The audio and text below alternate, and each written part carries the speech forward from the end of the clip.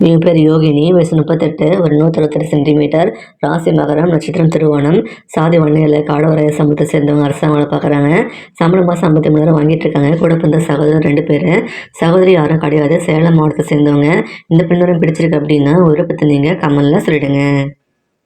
என் பேர் தனலட்சுமி, வயசு 35, ஒரு 163 சென்டிமீட்டர், ராசி மிதுனம், நட்சத்திரம் திருவாதிரை, சாதி ஒன்று எல்லாம் மழவரைய சமூகத்தை சேர்ந்தவங்க, அரசாங்க வேலை பார்க்குறாங்க. சம்பளம் மாதம் 95,000 வாங்கிட்டு இருக்காங்கன்னா, கூட பிறந்த சகோதரர் 2 பேர், சகோதரி 2 பேர், மதுரை மாவட்டத்தை சேர்ந்தவங்க.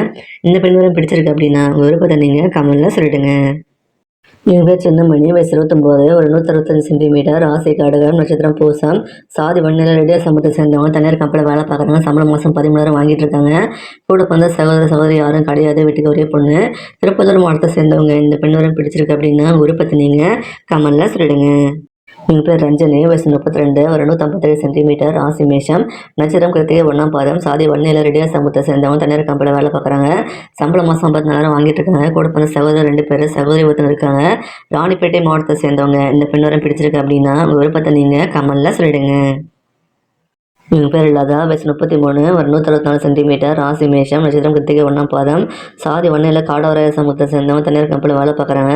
சம்பளம் மாதம் 21,000 வாங்கிட்டு இருக்காங்கன்னா, கூட பிறந்த சகோதர சகோதரி யாரும் கிடையாது. வீட்டுக்கு ஒரே பொண்ணு சொல்லியிருக்காங்க. தென்காசி மாவட்டத்தை சேர்ந்தவங்க.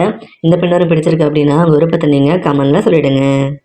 என் பேர் தனலட்சுமி, வயசு 36, ஒரு 156 சென்டிமீட்டர், ராசி விருச்சிகம், நட்சத்திரம் கேட்டை, சாதி வன்னியர், கச்சராய சமூகத்தை சேர்ந்தவங்க. அரசாங்க வேலை பார்க்குறாங்க. சம்பளம் மாதம் 28,000 வாங்கிட்டு இருக்காங்கன்னா, கூட பிறந்த யாருமே இல்லை சொல்லியிருக்காங்க. வீட்டுக்கு ஒரே பொண்ணு சொல்லியிருக்காங்க. மதுரை மாவட்டத்தை சேர்ந்தவங்க.